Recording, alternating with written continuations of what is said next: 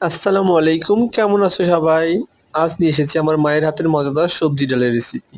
এজন্য প্রথমে একটা কড়াইতে পরিমাণ মতো তেল দিয়ে পেঁয়াজ কুচিগুলো ভালোভাবে ভেজে নেব। এর মধ্যে দিয়ে রাখবো আগে থেকেই কেটে পরিষ্কার করে রাখা সবজিগুলো এবং সাথে লবণ এবং গুঁড়ো মশলা দিয়ে এটা বেশ ভালোভাবে কষিয়ে নেব। সবজির মধ্যে আমরা দিয়েছি আজকে আলু, করলা, ধুন্দল, পেঁপে এবং কাঁচা কলা। এসব দিয়ে সব ধরনের মশলা সহযোগে বেশ ভালোভাবে কষিয়ে নেব। কষানো হয়ে গেলে পরিমাণ মতো পানি দিয়ে আমরা এটা ঢাকা দিয়ে দেব।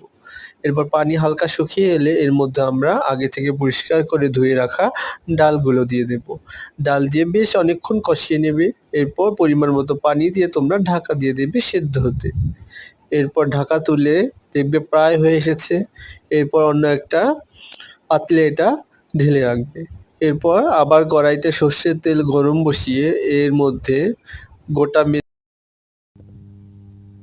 গোটা কালি জিরে, গোটা মেথি এবং মিষ্টি সস দিয়ে তার মধ্যে দিয়ে দেবো রসুন থেতো করা। এরপর ফোড়নটা বেশ ভালোভাবে ব্রাউন কালার হয়ে গেলে এর মধ্যে আমরা ডালটা ঢেলে দেবো। তৈরি হয়ে গেল আমার মায়ের হাতের মজাদার স্বাদের সবজি ডাল। সবাই অবশ্যই বাসায় একবার হলেও ট্রাই করবে। ধন্যবাদ সবাইকে।